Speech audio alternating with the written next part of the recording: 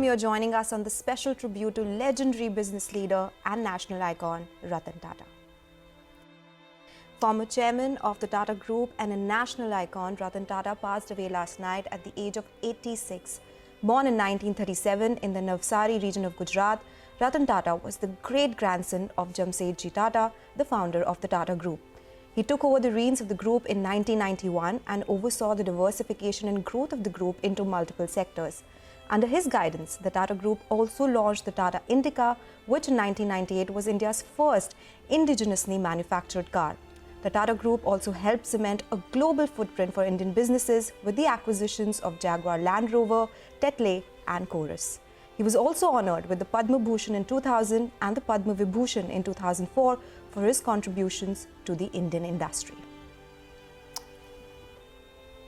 A sad day indeed for India and everyone in business, but beyond business, even his charitable works. In fact, beyond business, Ratan Tata was known for his philanthropy, the philanthropic vision, and contributed to not only healthcare, education, but also development through Tata Trusts, having reportedly donated over 60% of his income to charitable causes. His philanthropic efforts touched millions of lives, and a belief in ethical business practices, a constant drive to uplift India made him a beloved figure, not only in boardrooms but also in the hearts of everyday Indians. Tributes have been pouring in from national leaders and industrialists. Prime Minister Narendra Modi himself paid his condolences and tributes on Twitter, acknowledging his service to business and society.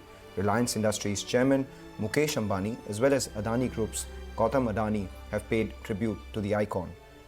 While Maharashtra State Chief Minister Eknath Shinde has said that the legendary business leader will receive a state funeral.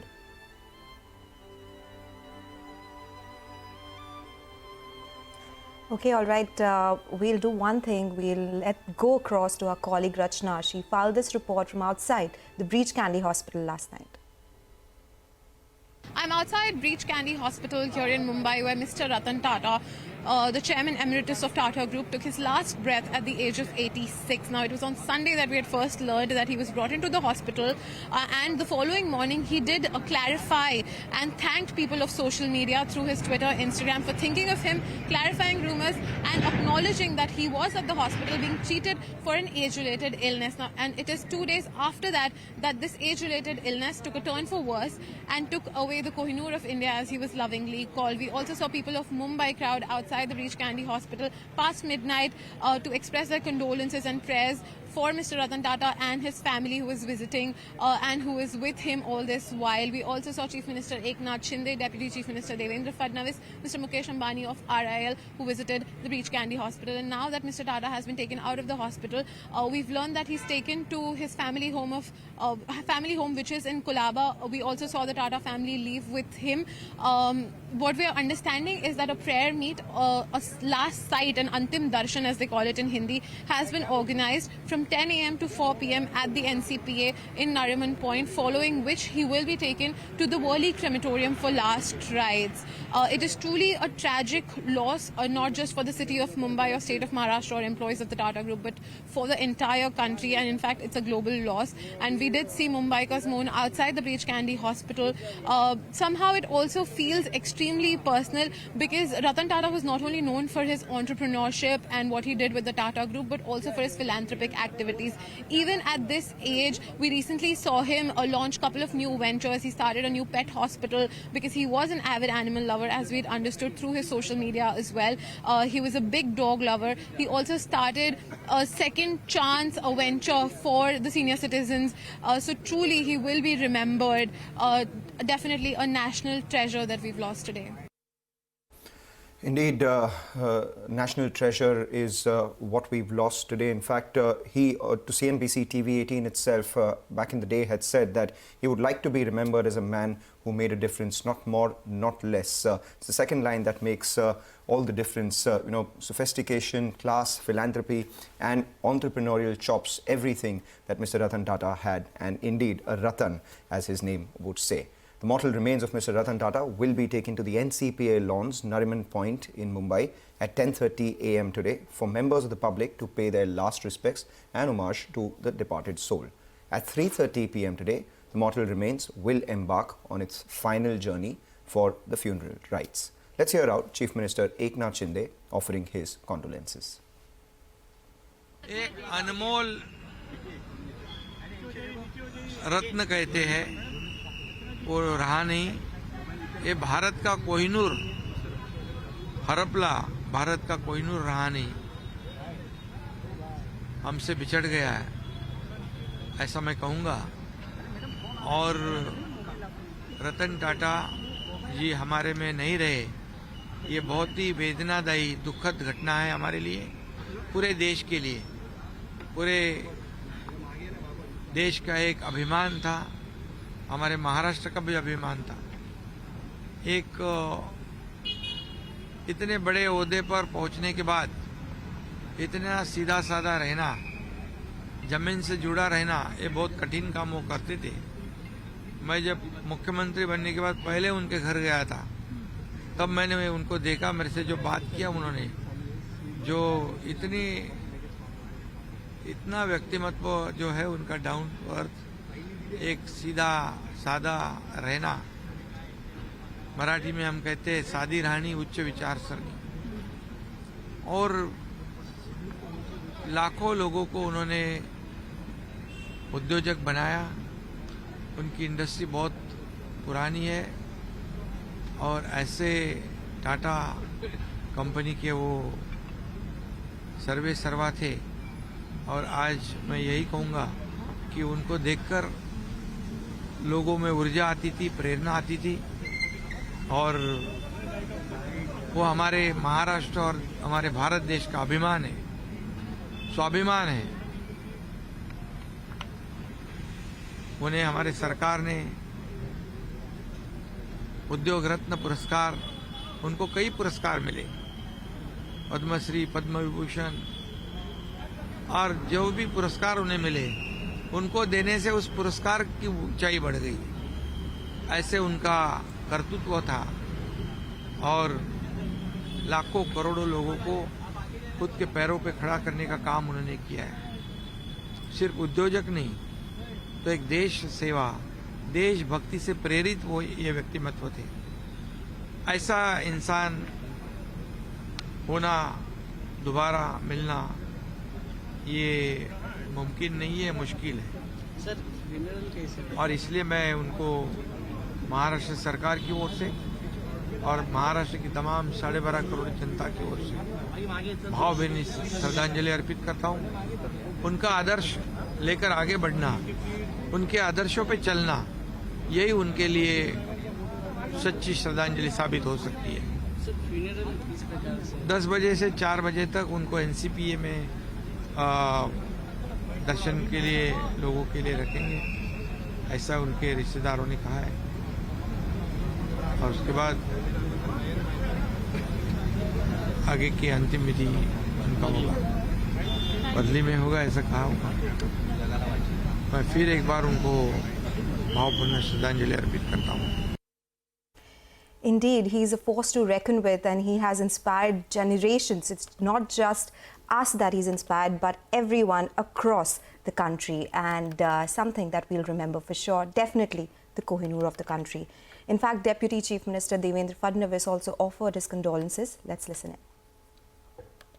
Ratan Tata जी ये एक बहुत ही सफल उद्योगपति तो थे ही, लेकिन उससे भी बड़े व्यक्ति के रूप में हम उनको देखते हैं, क्योंकि जिस प्रकार से उन्होंने देश के लिए और समाज के लिए काम किया है, उन्होंने केवल सफल उद्योग नहीं खड़े किए, एक विश्वासार्हता खड़ी की, एक ऐसा ब्रांड खड़ा किया जिसने हमारे देश को एक ग्लोबल इमेज दी, और उसके साथ साथ अपनी संपत्ति को टाटा ट्रस्ट में विलीन करते हुए उन्होंने इस विश्वस्त व्यवस्था से, ट्रस्ट से, जिस प्रकार के फिलेंथ्रोपिक काम उन्होंने किए हैं, चाहे वो शिक्षा के क्षेत्र में हो, चिकित्सा के क्षेत्र में हो, रिसर्च के क्षेत्र में हो, बुनियादी क्षेत्र में हो, समाज और देश के उपयोगी जो कार्य उन्होंने टाटा ट्रस्ट के माध्यम से किए हैं, मैं ऐसा मानता हूं कि जितने महत्वपूर्ण उनके उद्योग हैं, उतने महत्वपूर्ण ये कार्य भी है। इसीलिए एक बहुत बड़े मन का व्यक्ति आज हमारे बीच से चला गया है। देश के लिए ये बहुत बड़ा नुकसान है। Tributes have been pouring in thick and fast, not only from national and international political leaders, but business leaders as well as, leaders from across the industry as well. We have Kiran Mazumdar-Shaw of Biocon and Biocon Biologics offering her condolences on this grave moment. Ratan Tata was a great man, a great mind, and a great son of India. I learnt of his sad demise a few hours ago, and I just felt so empty because he was someone I knew very well. I used to spend quality time with him and did so even very recently just to discuss what was happening in the startup economy. He was so invested in tech startups. He used to invest in life technologies, life sciences, and he was always so fascinated at the intersection of digital technologies and life sciences. And that's what I shared with him in terms of our shared interests. I think the whole nation obviously is in mourning. We have lost a great man, an amazing man. And he gave so much of his thought leadership, his philanthropy, and in his own words, he wanted to be remembered as a man who made a big difference, and he did. I think what Ratan Tata did for India will go down forever. Rest in peace. Om Shanti. Absolutely. He ignited a fire in the first generation Indian entrepreneurs by providing them with their own capital so they could go ahead and build that big Indian brand across the globe as well. For now, we'll slip into a short break, but don't go anywhere. We'll continue our special tribute to the legendary business leader on the other side.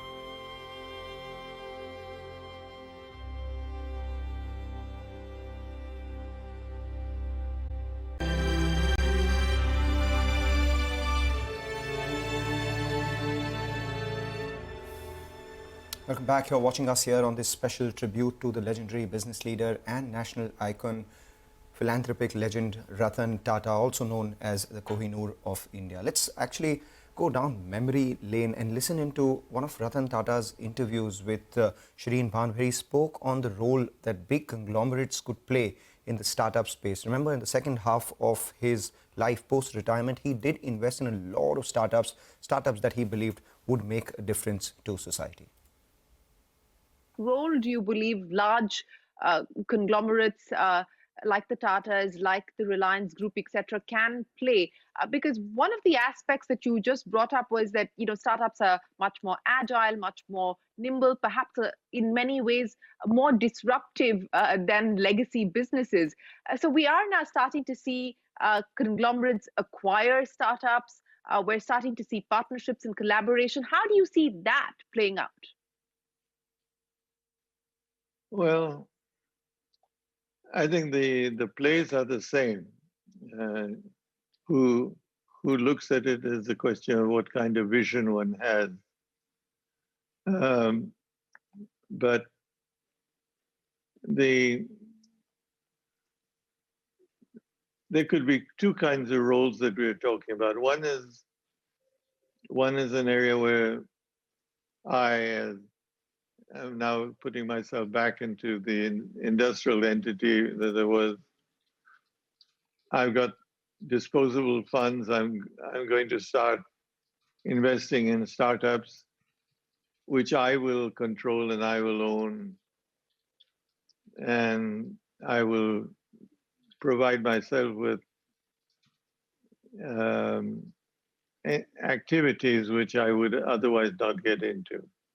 And I could do this by setting up family offices, by creating small venture capital based companies, where you can argue that I'm using my shareholders' money, but I'm providing them the opportunity of being in this activity. That's different from what you've seen in the Bay Area time and time again. I put all my money into this. I borrowed money from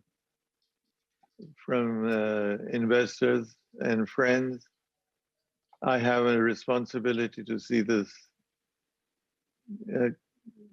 become a reality.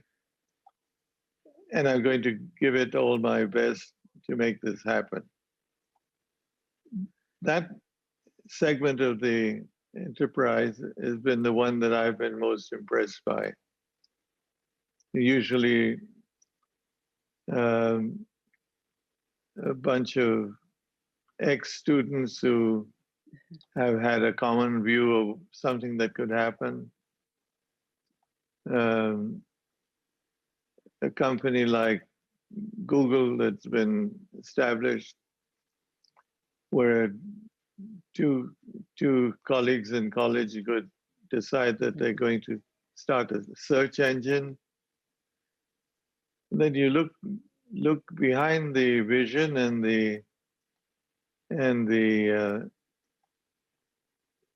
entrepreneurial spirit that there is, and you have to say, wow, that's something that's very impressive to look at, for someone to put their money into, and to become a part of their life. But look what it's done. So it's so exciting, an area that I find it difficult to put words behind it. But when you look at a deck of investable options, and you look at some of the propositions that are made, a lot of them are copies of successful startups, and those are, unless there's a jewel somewhere, those are probably not going to be successful, or maybe would become Me Too companies, and that would be all. But the one which has the greatest vision and a spark that explains how he's going to get to that goal, which does not, you don't find that with everyone. Those are the jewels that one looks for, that creates the enterprises that you and I are referring to just now. Well, he was ahead of many when it came to identifying new trends. In fact, in an age of social media, he joined Instagram back in October 2019, and the bio said, "I made it to the gram." So he was as good as an influencer. In fact, I would say he was an Insta sensation who beat many influencers there. In fact, he also spoke about how he wanted to be remembered in the age of social media. Listen in. You know, you're active on social media, you're on Twitter, you're now also on Instagram.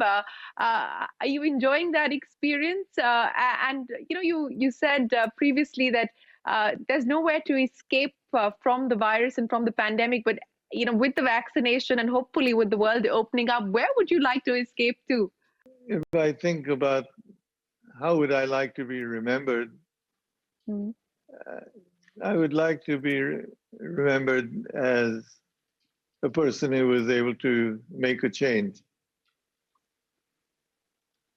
who was able to be responsible for some change in the way we looked at things. What that might be spelt out as, I can't really say, because I have a feeling that that's going to just happen one day, where you become the innovator of something that people have talked about and not done. And you have found that little alley that enables you to do something which people thought was unviable and not possible. That would be an immensely exciting area to be in. And if one could have that satisfaction of saying, I enabled an artificial eye to be created, or I enabled X or Y or Z to happen, that to me, even if it were not financially the most successful, what it brings to the world would be exciting to a person like me. An influencer on the gram, but a bigger influencer off the gram into the villages of India as well, the gram as they call it as well. Wanted to be remembered as a man who made a difference. What a difference he's made. We're stepping to a short break, but don't go anywhere. We'll continue our special tribute to the legendary business leader on the other side.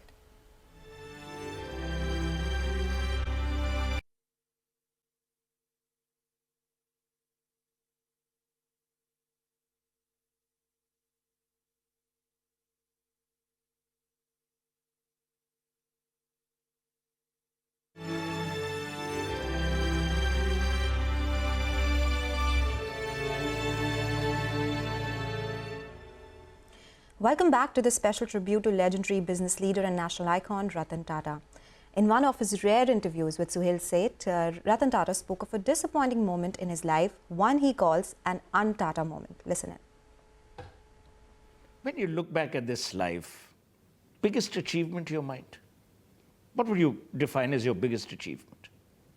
I really wouldn't be able to define that. There have been many moments which make one feel a sense of great satisfaction, and there have been a few times when it's almost despair.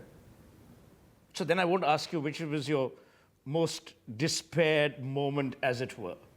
That's an easier one to answer, because I've always felt the greatest despair I had was when Tatas decided to put Central India Mills, which was what Jamsetji started, into liquidation for, if I recall at that time, it was 50 lakhs of rupees. Yes. I thought this was a very un-Tata-like move, but it was done, and many people went out of work. I saw the misery that it caused. Blue-collared workers got taken care of by the government, but the officers of the company really suffered, and that's remained in my in my heart as something that was a moment of A candid interview there. Ratan Tata also spoke about the values that lead the house of Tata and how he would like to be remembered in the future. Next year, and I know you don't like anniversaries, but next year, the House of Tata will turn 150. That's a significant milestone for any industrial group, especially, in young, vibrant democracies like ours. What are your thoughts about that? Well, I'm very happy to see that we've held together for that period of time. And many companies disintegrate in that kind of period or are just a tombstone. And I think we should do everything we can to preserve it and to continue that. As I said earlier, the group may change. It may look different in the next 30 years, 50 years, but it should embody the same values and the same ethical standards that it has had.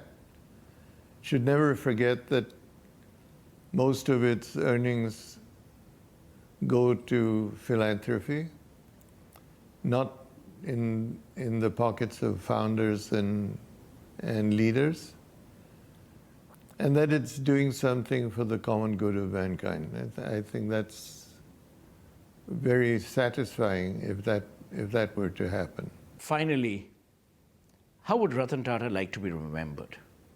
Very quickly, what I said earlier, I'd like to be remembered as a person who made a difference.